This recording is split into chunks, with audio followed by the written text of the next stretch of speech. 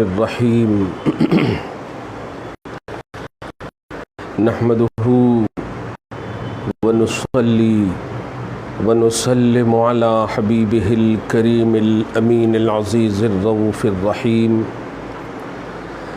وعلى آلہ واصحابہ الافضلین الاکرمین اجمعین اما بعد فاعوذ باللہ من الشیطان الرجیم بسم اللہ الرحمن الرحیم وَإِذَا مَسَّ النَّاسَ ضُرٌّ دَعَوْا رَبَّهُم مُنِيبِينَ إِلَيْهِ ثُمَّ إِذَا أَذَاقَهُم مِّنْهُ رَحْمَةً إِذَا فَرِيقٌ مِّنْهُم بِرَبِّهِمْ يُشْرِكُونَ صدق اللہ العظیم۔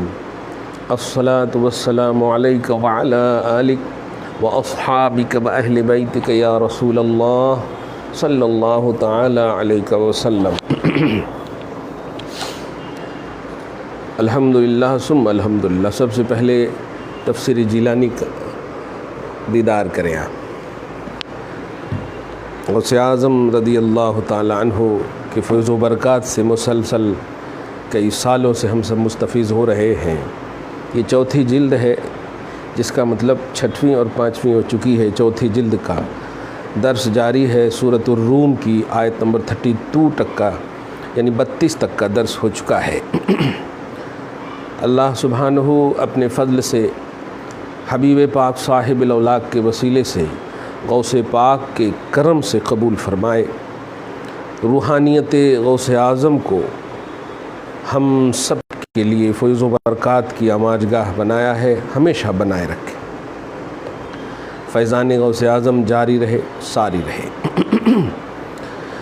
سورۃ الروم کی آیت نمبر 32 تک کا درس ہو چکا ہے۔ 33 میں یعنی 33 میں ہمارے لیے لمحہ فکریہ اور ایمان و عقیدے کی دنیا میں اور عمل کی صالحیت کے لیے بہت خوبصورت جیلانی لائحہ عمل ہے۔ چنانچہ قرآن پاک کی یہ آیت سب سے پہلے ارشاد الہی سنیے۔ وَإِذَا مَسَّ النَّاسَ، غوث پاک کہتے المجبولین علی الکفران والنسیان، اور جب لوگوں کو، اور لوگوں سے مراد المجبولین علی الکفران والنسیان، وہ لوگ جن کے نیچر میں نافرمانی اور بھولنا ہے، تو ان لوگوں کو درن تکلیف پہنچتی۔ درن ضادرہ، درن کی تفسیر میں جو ضرر بولتے ہیں نا، ضرر وہ اصل الضرر ہے عربی میں، تجوید اور گرامر کے حساب سے اردو میں ضرر بول دیتے ہیں۔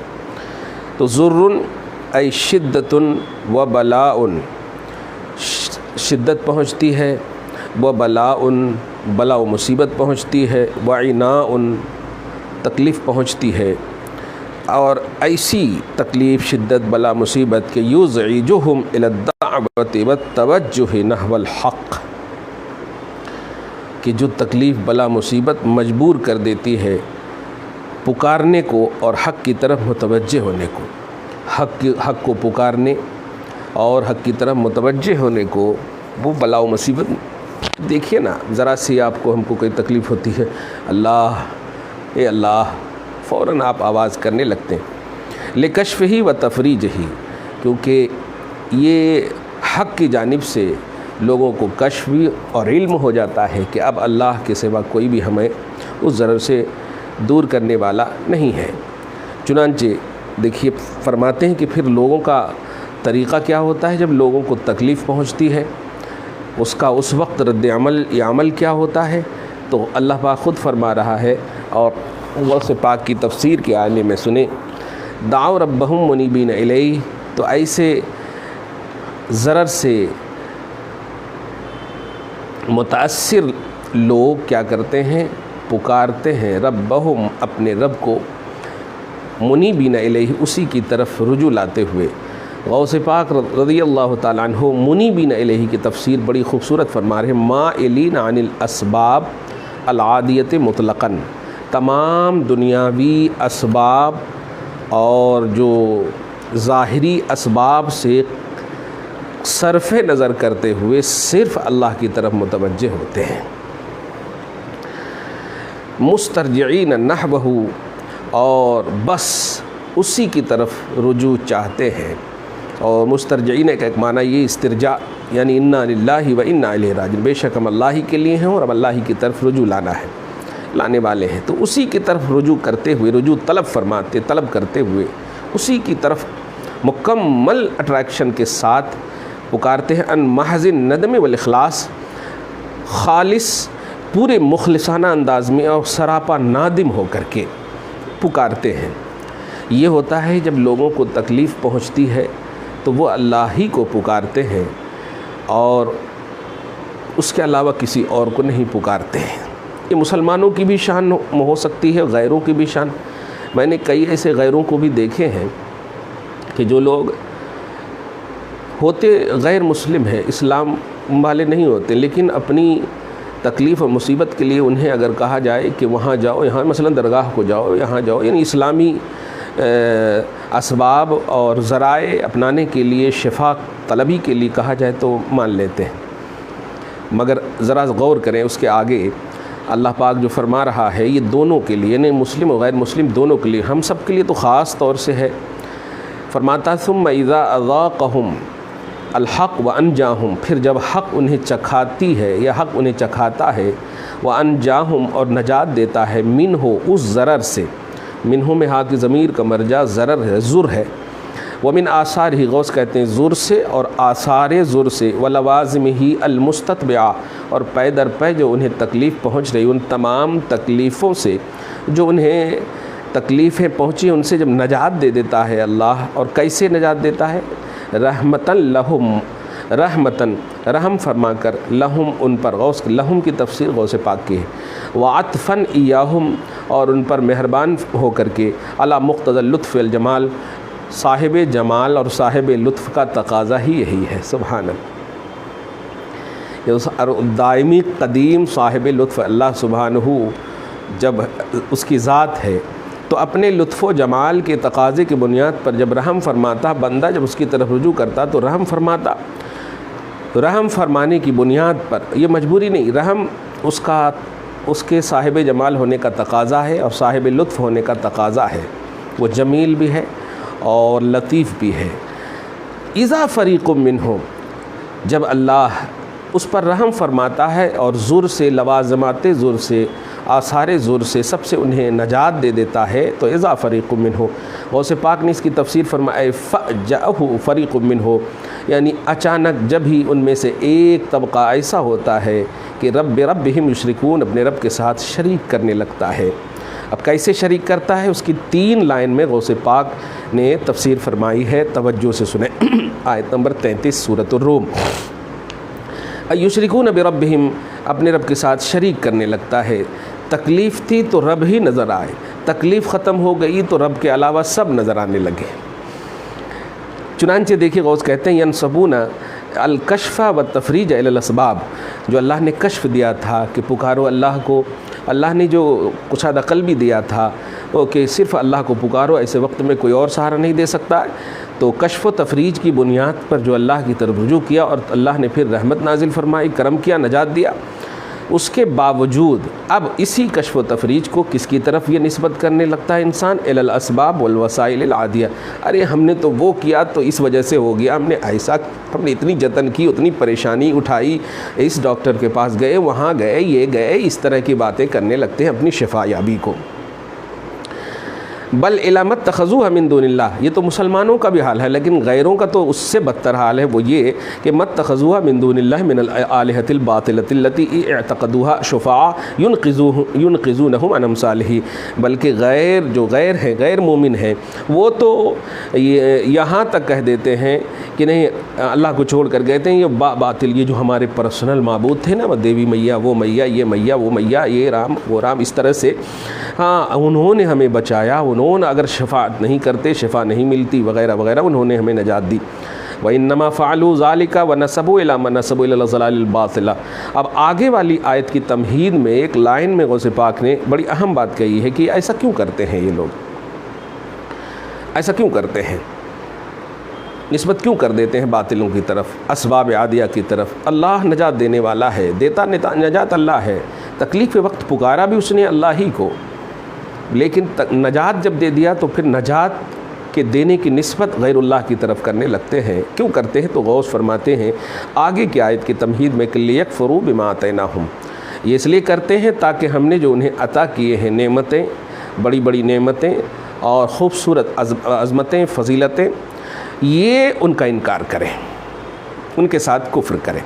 وما ذالک الا من خبث طینتہم، اور یہ صرف ان کے نیچر کی خباثت کی بنیاد پر ہوتا ہے۔ وترک جہلہم فی جبلتہم، اور اپنی عادت میں جہل مرکب کے شکار ہونے کی ممکن، کیونکہ جب وہ اللہ کو پکارا اس کا مطلب اس کو علم ہے کہ اللہ ہی نجات دینے والا ہے، تو اب اس علم کے باوجود اگر اس کو نسبت کرے سبب عادی کی طرف، غیر اللہ کی طرف، تو یہ ڈبل جہالت ہو گئی کہ علم کو بھی جہالت کا روپ دے دیا، ڈبل جہالت ہوگی، جہل مرکب ہوگی، اسی کو کہتے ہیں۔ اب غوث پاک دیکھیے آگے اس آیت کے ایک جملے میں فتمتعوا فسوف تعلمون کی تفسیر میں اتنا خوبصورت جملہ فرما رہے ہیں، کیا میرے غوث پاک، واہ! قل لہم یا اکمل الرسل نیابتاً عنا، حبیب مکرم نہیں، حبیب مکرم، غوث پاک ہی کا جملہ دیکھیں، اے اکمل رسول، ہماری جانب سے کامل نیابت کرتے ہوئے آپ کہیے ان سے۔ کیا بات ہے، اس جملے پہ غور کریں آپ، ہماری جانب سے کامل نیابت کرتے ہو، آپ نائب مطلق ہیں، محمد عربی صلی اللہ علیہ وآلہ وسلم اللہ کے نائب مطلق ہیں۔ جیسے خالق میں کوئی مثال نہیں ہے، اللہ کا کوئی شریک نہیں، ایسے محمد میں کوئی بھی مخلوق محمد کی عظمت و فضیلت میں شریک نہیں۔ محمد کی رسالت بھی لا شریک لہ ہے، اور خدا کی ربوبیت بھی لا شریک لہ۔ نہ تو محمد کی رسالت میں شرکت ہے کسی کی، کوئی ایسا رسول نہیں، اور نہ کوئی ایسا خدا ہے، وہ خالق ہونے میں بے مثال ہے، لا شریک لہ ہے۔ آپ محمد عربی صلی اللہ علیہ وسلم افضل المخلوقات ہونے میں لا شریک لہ ہے۔ ذرا غور کریں، لا شریک لہ خدا بھی ہے اور لا شریک لہ محمد بھی ہے۔ اس لفظ پہ پتہ نہیں غیروں کو مغالطہ ہو جائے، لیکن اگر علمی تھوڑی سی بھی شدھ بدھ ہوگی تو وہ اس بات کو تو محسوس کریں گے کہ خالق اور مخلوق میں توازن اور تقابل نہیں، اسٹیٹس اور لیول دیکھا جاتا ہے۔ وہ خالق ہے، اس کا لیول لا شریک لہ من حیث الخالق ہے، اور یہ مخلوق ہے، لا شریک لہ من حیث المخلوق ہے۔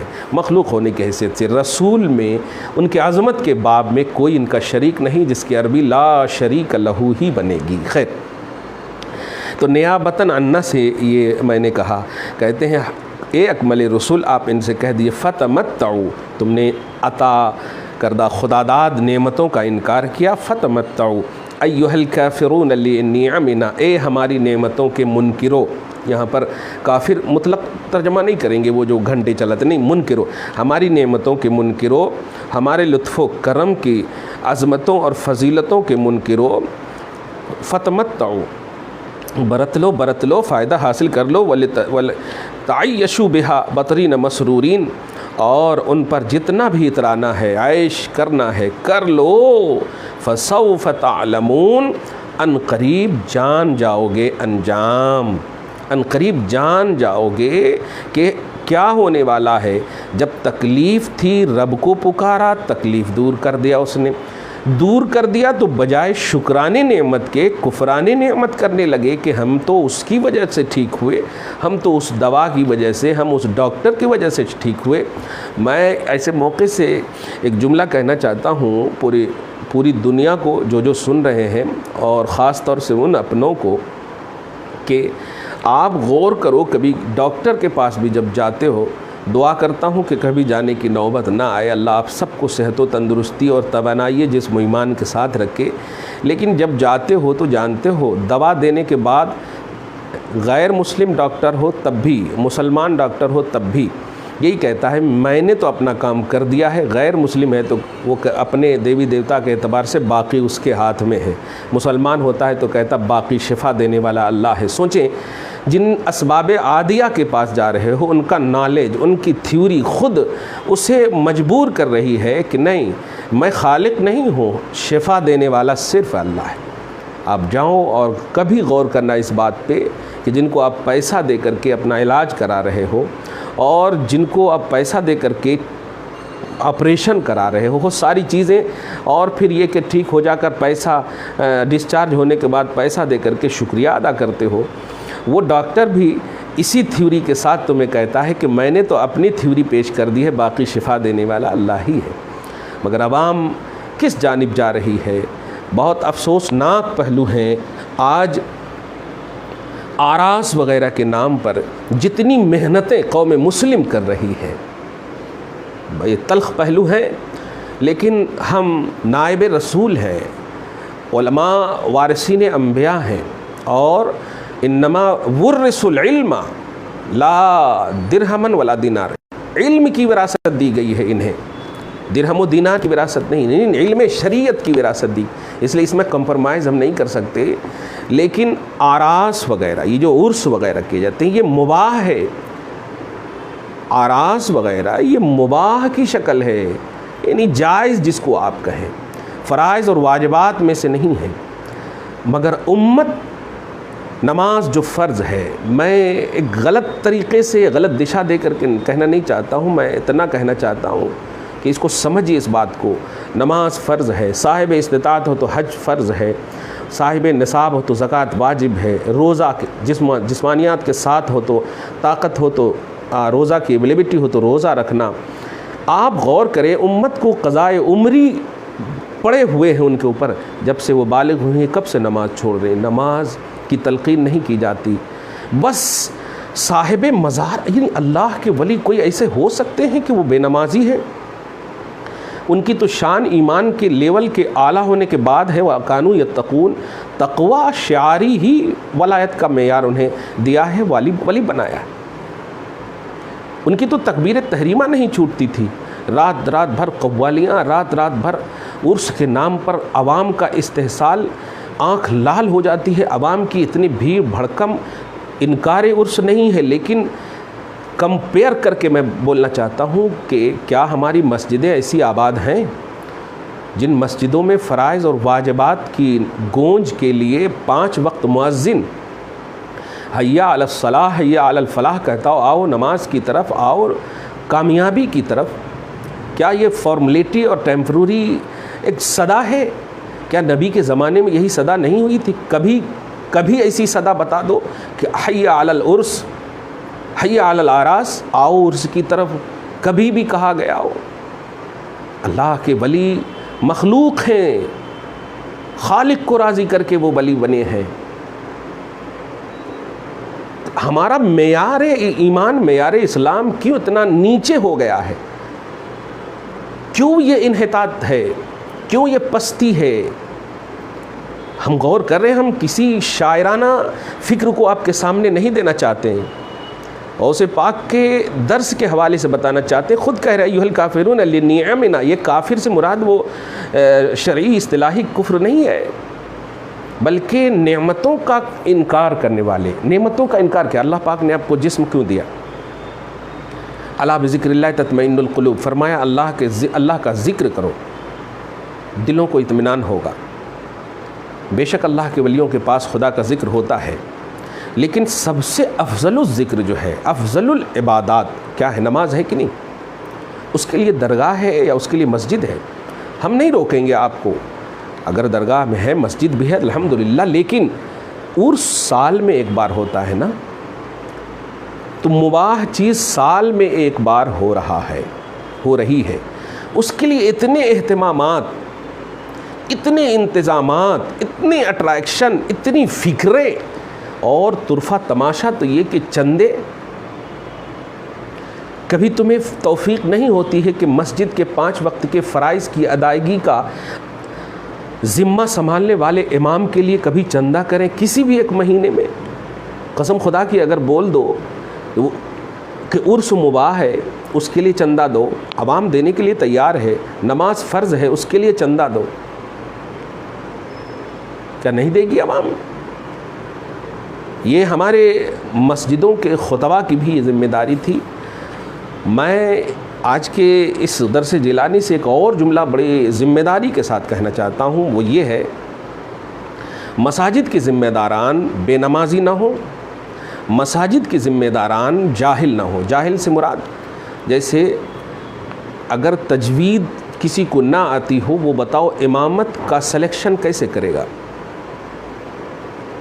کیونکہ امامت کے لیے تو قرآن پڑھنے والا ہونا چاہیے نا، وہ تو بایولوجی کیمسٹری پڑھنے کی چیز ہے نہیں۔ آپ آفیسر ہیں، پروفیسر ہیں، ہم آپ کا اعتراف کرتے ہیں، لیکن کمیٹی میں اگر کوئی مجود یعنی تجوید کا اہل نہ ہو، تجوید نہ جانتا ہو، بس اتنا راگنی کے ساتھ ہمارے بیچارے امام صاحب، مؤذن صاحب، یہ جو بھی ہیں، میں کئی ایسے اماموں کے پیچھے نماز پڑھا ہوں جس میں تکلیف ہوتی، الحمدللہ رب العالمین، ایک دم بالکل لگتا ہے کہ مطلب کڑی سے کڑی نیند بھی نہ آنے والی ہو تو اٹھ جائے آدمی، ایسا بھدی تلاوت کرنے والا، لیکن ایسا چیخ چاخ دیتے ہیں کہ آواز کی وجہ سے ان کا سلیکشن کرے، کیونکہ سلیکٹر جو ہے غیر مطلب عالم ہیں، غیر حافظ ہیں، غیر قاری ہیں، قاری کا سلیکشن غیر قاری کر رہے ہیں، حافظ کا سلیکشن غیر حافظ کر رہے ہیں، عالم کا سلیکشن غیر عالم کر رہے ہیں، خطیب کا سلیکشن غیر خطیب کر رہے ہیں، پیسے کی بنیاد پر۔ پیسے کی اگر یہی باتیں ہوتی تو صحابہ کرام میں سے آپ دیکھیں حضور پاک صلی اللہ علیہ وسلم کو سب پیسے ہی والے کو مطلب جسٹس بنا دیتے، لیکن آپ ذرا سوچیں جب حضرت معاذ کو رسول اعظم صلی اللہ علیہ وسلم نے بھیجا یمن کا جسٹس بنا کر، تو آپ نے فرمایا کہ کس سے تم فیصلہ کرو گے، کس چیز سے فیصلہ کرو گے؟ انہوں نے فرمایا فبی کتاب اللہ، پہلے کتاب اللہ کو دیکھوں گا، اس کے بعد اس میں نہیں ملے گا مجھے تو سنت رسول میں دیکھوں گا، اور اس میں بھی نہیں ملے گا تو دونوں کے آئینے میں پھر اپنا پوائنٹ آف ویو یا اپنا اجتہاد پیش کروں گا۔ نبی صلی اللہ علیہ وسلم نے دعا دی۔ اب آپ بتائیں، کتاب اللہ، سنت رسول اللہ، نہیں دیکھا کچھ اور اگر غور کریں تو حضرت تمام دیگر جتنے بھی ہیں، میں بتانے یہ جا رہا ہوں کہ کفران نعمت کیا ہے، نسیان نعمت کیا ہے۔ اہل کو اہل ماننا اور اہل کی اہلیت کو قبول کرنا یہ شکران کا عنوان رکھتا ہے، اور اہلیت کے خلاف جانا یہ کفران کا عنوان رکھتا ہے۔ خدا وحدہ لا شریک نے آپ کو جسم دیا، توانائی دی، صحت دی، اس کس لیے دیا ہے؟ یہ کیا سال میں صرف آپ عرس منانے کے لیے یہ جسم توانائی دیے؟ ایک ایک انک کا آپ سے سوال ہوگا۔ پارہ نمبر 24 میں قرآن پاک آپ دیکھیں، تقاضا جو بھی ہو، لیکن انطقنا اللہ الذی انطق کل شیء، ہر چیز کو زبان دے دے گا اللہ تعالیٰ۔ ارے جلد تو جب گواہی دیں گے نا آپ کے خلاف، یہ جلد دیکھیں، پس منظر جو بھی ہو ان کا، لما شہدتم علینا آپ کہیں گے، تو اللہ پاک آج زبان ہم سب کو دے دیا، بولیں گے۔ میں اس سلسلے میں ایک مثال دیتا ہوں۔ فرض کیجئے کہ ایک رشوت کا پیسہ ہے، یا غیبت کا پیسہ، کسی سود وغیرہ کا پیسہ آپ نے کھا لیا، اس سے گوشت لے کر کے گوشت کھایا آپ نے، وہ گوشت آپ کا گوشت بن گیا، گوشت کا لوتھڑا آپ کا بن گیا۔ بتائیے وہ گوشت کا لوتھڑا خبیث ہے یا طیب ہے؟ طیب تو ہو ہی نہیں سکتا، کیونکہ رشوت اور سود کا مال خبیث ہے۔ اب جب میدان محشر قائم ہوگا اور پورے اجسام کو زبان دے دے گا اللہ تعالیٰ، وہ گوشت کا حصہ ابھر کر اٹھے گا اور کہے گا، اے اللہ میں ناجائز ہوں، میں خبیث حصہ ہوں، اس کا یہ حلال نہیں، یہ حرام حصہ ہے۔ کیا سمجھ رہے ہیں آپ؟ 60 سال 70 سال 80 سال کی عمر میں آپ عائش اور انجوائے کر لیے تو یہی پوری زندگی ہے آپ کی؟ نہیں، سمجھیے ان باتوں کو۔ اللہ کے ولی اگر آپ کو کچھ نہیں کر رہے تو آپ سمجھیے خوش ہیں، ارے امت محمدیہ کے ہیں، وہ رحمت للعالمین کے ولی ہیں، آپ سمجھیے ان کو۔ ستایا تو نبی کو بھی گیا، ظاہری طور پر آپ دیکھیں، نبی نے کچھ نہیں کیا تو کیا مجبور ہیں؟ نہیں، رحمت للعالمین ہی ہے، لیکن جو انجام عاقبت یہاں کے بعد والی جو دنیا ہے، جو اب قبر ہی سے شروع ہونے والی، وہ الگ دنیا ہے، وہ حساب و کتاب والی دنیا ہے۔ جو ہم نے یہاں کیا ہوگا وہ کا وہاں حساب لیا جائے، وہ کا حساب لیا جائے۔ آپ زبان سے صرف بولیں گے، دیکھ لیں گے، نہیں، ایک ایک انک کا، ہر چیز کو زبان دے دے گا اللہ تعالیٰ۔ اس لیے یہ جو آیت نمبر 34 کے ذریعے سے جو میں آج ذہن دینے جا رہا ہوں، کفران سے بچیے، عصیان سے بچیے۔ کفران اور عصیان کے کانسیپٹ میں دو بات میں بڑی ذمہ داری سے کہہ رہا ہوں، مسلمانوں، خاص طور سے ہندوستان کے، پاکستان کے، بر صغیر کے خاص طور سے، اور عالم اسلام کے تمام جہاں کہیں بھی مسلمان بس رہے۔ فرض کو مقدم جانو، حقوق اللہ اور حقوق العباد کو مقدم جانو. یہ خود اللہ والے کہہ رہے ہیں. ہم تو ایک عام آدمی ہیں. اللہ کے جتنے بھی ولی ہیں, جتنے بھی انبیاء کرام تشریف لائے, آپ امت محمدیہ میں ہو, اس لیے حضور پاک صلی اللہ علیہ وسلم نے دیکھا الصلاۃ وما ملکت ایمانکم, یہ آخری جملہ ہے میرے آقا صلی اللہ علیہ وسلم کا جب دنیا سے تشریف لے جا رہے ہیں. الصلاۃ, لفظ الصلاۃ مقدم ہے. وہ کہہ سکتے تھے نا العرس, عرس اہتمام کے ساتھ کرنا. آغاز بھی فرما رہے ہیں لوگوں اللہ کے سوا کوئی معبود نہیں, مطلب کہ اللہ کی عبادت کرو. آغاز بھی اظہار رسالت کا آغاز بھی عبادت الہی. ہماری مسجدیں ویران ہیں, خانقاہیں آباد ہیں. خانقاہ تو تزکیہ نفس کی آماجگاہ ہوتی ہے نا, نفس وہاں یہ ہوتے ہیں نا. لیکن کیا بات ہے کہ سب سے زیادہ نیند وہیں آتی ہے لوگوں کو, سب سے زیادہ سوتے وہیں ہیں لوگ, اور جب لوٹ کر آتے ہیں تو نماز تو پڑھتے ہی نہیں. حج بھی ایک فیشن بن گیا ہے. میں اس پر ایک مستقل ٹاپک دوں گا قریب حج میں, لیکن میں آج کی اس گفتگو میں کفران اور نسیان اور عصیان کے حوالے سے یہی کہوں گا کہ جو اللہ پاک نے آپ کو جسم دیا ہے, توانائی دی ہے, طاقت دی ہے, یہ جو بھی نعمت دی ہے, بلکہ ہر نعمت ہے اللہ پاک نے, ایک سانس, سر کے بال سے لے کے ناخن تک, یہ سب اللہ پاک کی نعمت ہے. اسے آپ نعمت سمجھ کر کے اس کا صحیح استعمال کیجئے, اس کا صحیح پریوگ کیجئے. اور یہ یاد رکھیے کہ ہمارے کہنے کی بنیاد پر نہیں, آپ مسلمان ہیں. رسپانسبلٹی آف اسلام, اسلام کی رسپانسبلٹی سمجھیے, اسلامی رسپانسبلٹی سمجھیے. آپ میری بات ریجیکٹ کر دیں گے تو میرا برا نہیں ہوگا. میں نے کمپیئر کر کے کہا کہ سال میں عرس ایک بار ہوتا, روکا نہیں جا رہا ہے آپ کو. مگر جو مسجدیں ہمارے محلے کی آباد نہیں ہیں, آپ فجر میں چلے جائیے, 4-5 لوگ رہتے ہیں امام صاحب کے علاوہ, مسجدیں آباد نہیں ہیں. تو مسجدیں مستحبات کے لیے بنائی گئی ہیں, سنتوں کے لیے بنائی گئی ہیں. نہیں, سب سے اعلیٰ عبادت جو نماز ہے, افضل العبادات کے لیے, اور جماعت کے بعد تو سبحان اللہ کہاں اہتمام ہو رہا ہے.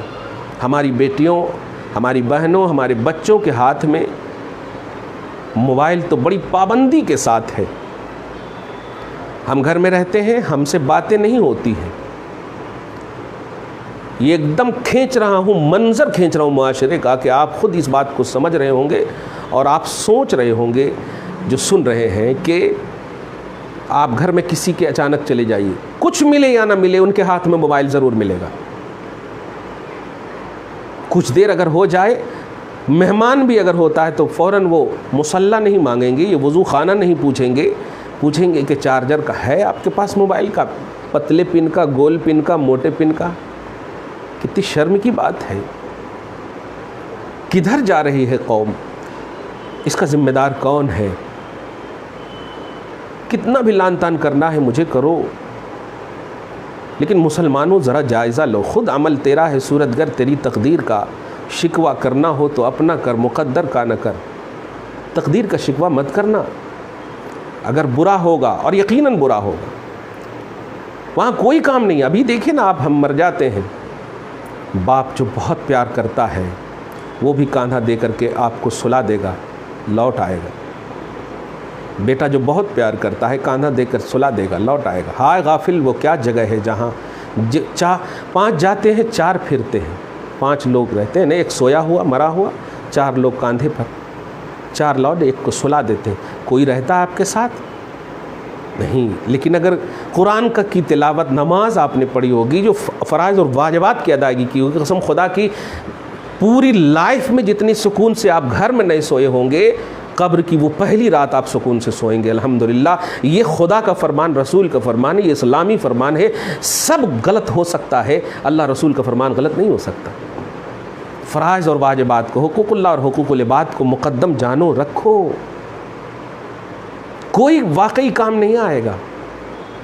کماتے سب کے لیے ہو نا, سب کے لیے کماتے ہو, حساب اکیلے دینا ہوگا. کھا رہے ہیں سب, مگر کمائے تم ہو تو حساب تم سے لے گا اللہ تعالیٰ. اب بتاؤ اس کمائی میں حلال و حرام کا کانسیپٹ کتنا ہے, یہ سوچ لو. ایک باپ کو بڑی ذمہ داری کا جملہ جو بول رہا ہوں. اے باپ، کمانے سے پہلے اس بات کا احساس کر لینا کہ 10 بچے 20 بچے جتنے بھی ہیں تمہاری تحت تربیت، وہ سب کو کھلا رہے ہو نا آپ؟ ہاں. ایک کمانے والے؟ ہاں. مرو گے تو جتنے کو کھلائے ہو وہ سب حلال کھلائے ہو یا حرام کھلائے ہو، وہ سب کا حساب اللہ تعالیٰ آپ سے لے گا. بتائیے، کھانے والے سے نہیں لے گا، کھلانے والے سے لے رہا. کبھی سمجھا آپ نے؟ یعنی اگر آپ نے غلط کمایا ہوگا اور اس سے کھلایا ہوگا اولاد کو، بچوں کو، تو بچوں کا کچھ نہیں ہوگا، تمہارا ہوگا. بچے تو تمہارے ماتحت ہے، تو جو دو گے لا کے وہ کھائیں گے. کدھر جا رہے ہو آپ؟ اسی لیے ہمارا مسلسل آپ نماز نبوی کی عملی تربیت میں سن رہے ہوں گے. میں بار بار ایک جملہ کہتا ہوں، نماز بری باتوں اور بے حیائیوں سے روکتی ہیں، اور جو نہیں رک رہے ہیں ان کی نماز انکمپلیٹ ہے.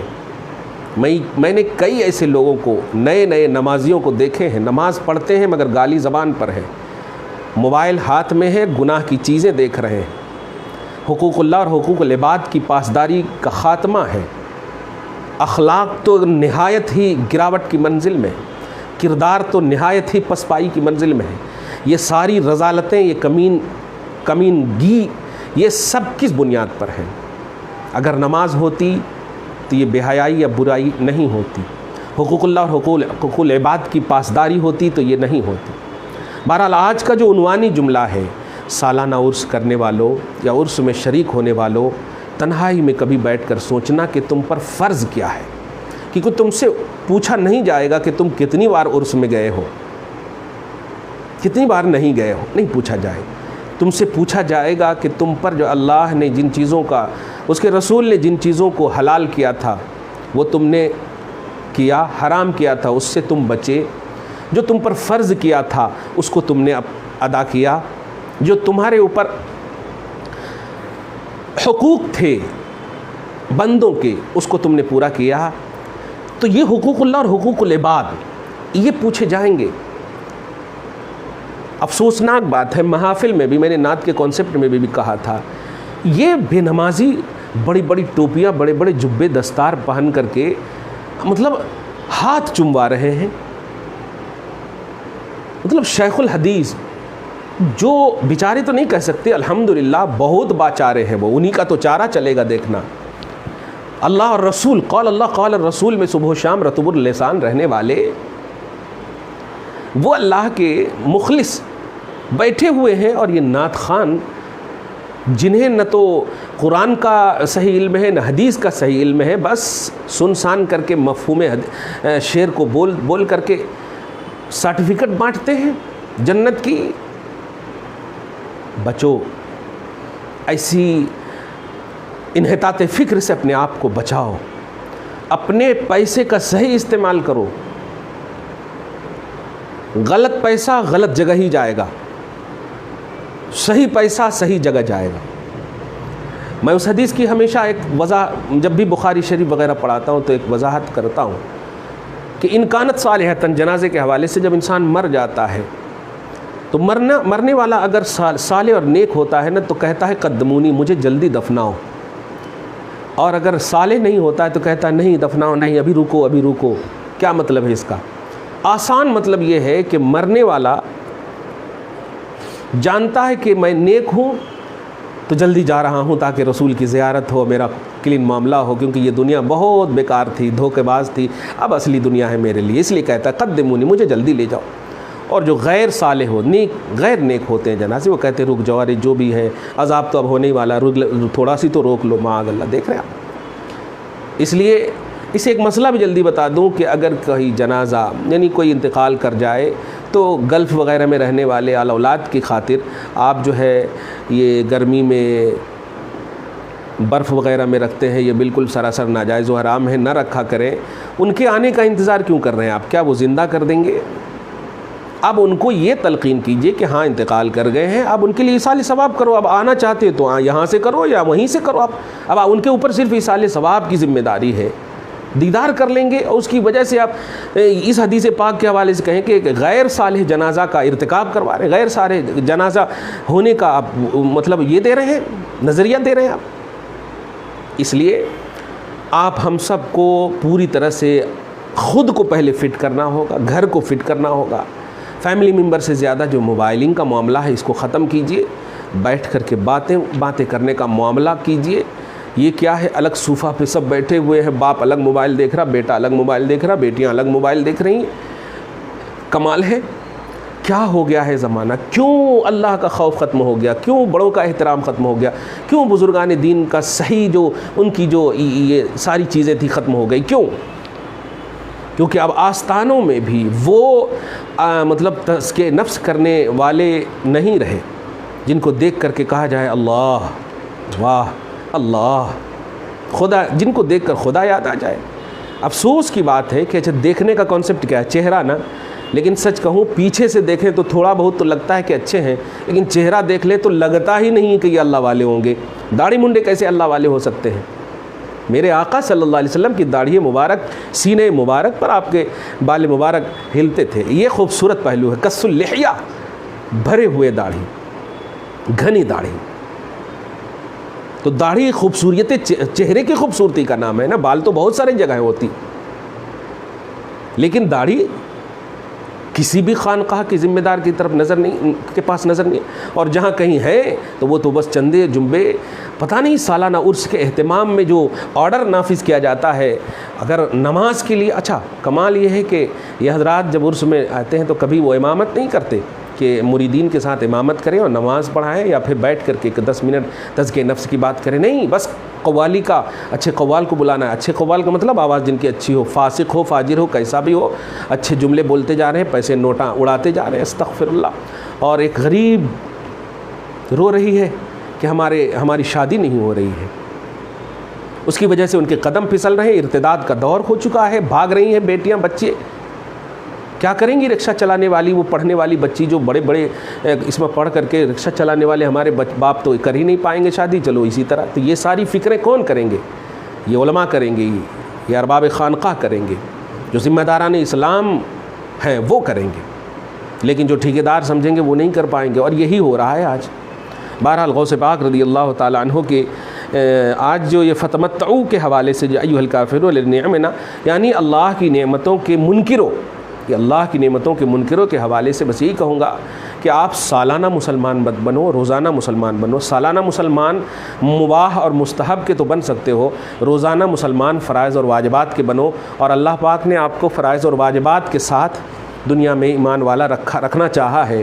اگر فرائض اور واجبات آپ کے پاس نہیں ہے، دنیا کی کسی بھی کتاب میں آپ بتا دو کہ آپ سے پوچھے گا کتنی بار عرس میں گئے، آپ سے پوچھے گا کہ کتنی بار فاتحہ کیا، نظر نیاز کیا، اس کا انکار نہیں ہے۔ ایک دم لو کوالٹی کی چیز ہے، سب سے اوپر جو ہے فرض ہے، پھر واجب ہے، پھر سنت مؤکدہ ہے، پھر سنت غیر مؤکدہ ہے، پھر مستحسن و مستحب ہے، پھر مباح ہے، سب سے نیچے کی کوالٹی آپ دیکھ رہے ہیں۔ آپ تو سب سے نیچے کی کوالٹی کو آپ سب سے اوپر کر دیے ہیں، اور اوپر کی کوالٹی کو تو ختم ہی کر دیے، نیچے ہے ہی نہیں۔ اس ترتیب میں بھی اگر رکھتے کہ چلو اس کے بعد آپ پکے نمازی بن گئے، اور اگر بن بھی گئے خدا نہ خواستہ تو پھر زبان پہ گالی ہے ہی، کوئی تبدیلیاں نہیں، کوئی چینجنگ نہیں۔ اس کا مطلب یہ کہ وہ آپ نام و نمود کے لیے بنے ہیں بس۔